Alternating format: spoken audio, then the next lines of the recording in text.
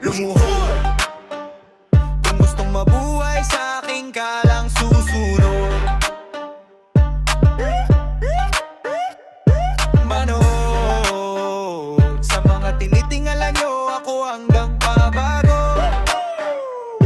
Siya si Mark, siya si Mark, siya si Mark, siya si Mark, siya si Marcos, siya si Marcos, siya si Marcos, siya si Marcos, siya si Marcos. Palawa, pinuno ng vortex, marami agad ang reklamo.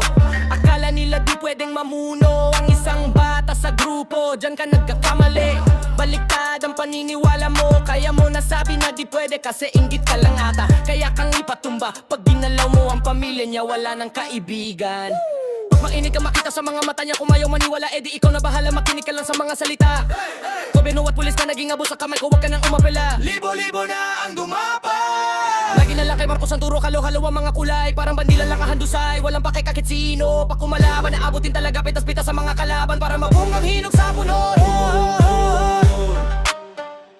Kung gustong mabuhay, sa akin ka lang susunod.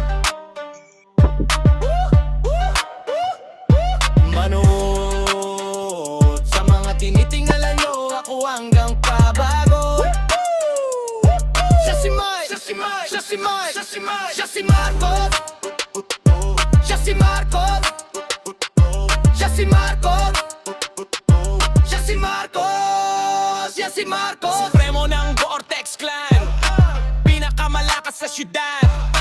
Kaya niyang lumamon mag-isa, hindi niya kailangan ng alyansa. Dala-dala ang tapas sa kali, mataas din na tingin.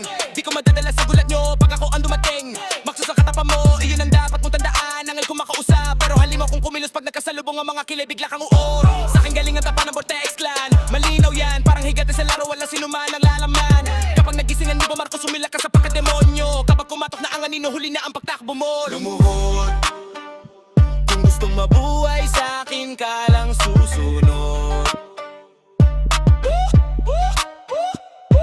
Manood sa mga tinitingala nyo, ako hanggang pabago.